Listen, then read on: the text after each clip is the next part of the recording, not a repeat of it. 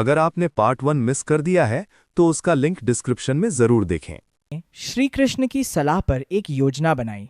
श्री कृष्ण जानते थे कि भीष्म को हराना आसान नहीं है। उन्होंने बताया कि भीष्म शिखंडी पर कभी भी हथियार नहीं उठाएंगे। शिखंडी का पूर्व जन्म अंबा था, जिसे भीष्म के कारण अपमान सहना पड़ा था। इसीलिए भीष्म शिखंडी को स्त्री मानते थे और उस पर वार करना उचित नहीं समझते थे।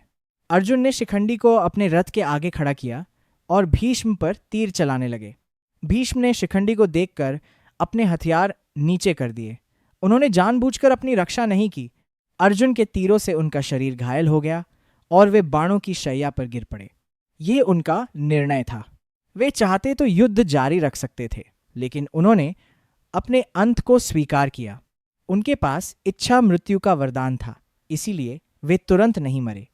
वे बाणों की शैया पर लेटे रहे और सूर्य के उत्तरायण होने का इंतजार करते रहे।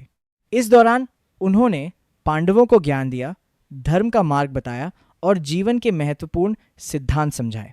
भीष्म का जीवन हमें सिखाता है कि सच्ची शक्ति केवल शारीरिक बल में नहीं होती, बल्कि अपने वचनों, सिद्धांतों और धर्म के पालन में होती है।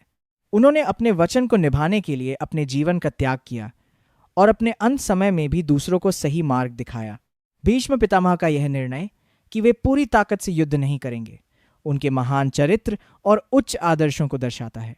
ये कहानी हमें ये सिखाती है कि जीवन में कई बार हमें कठिन निर्णय लेने पड़ते हैं, जहां सही और गलत के बीच संतुलन बनाना होता है।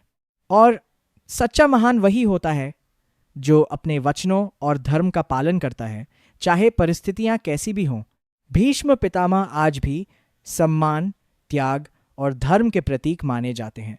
इसीलिए उनकी कहानी महाभारत की सबसे प्रेरणादायक कहानियों में से एक है।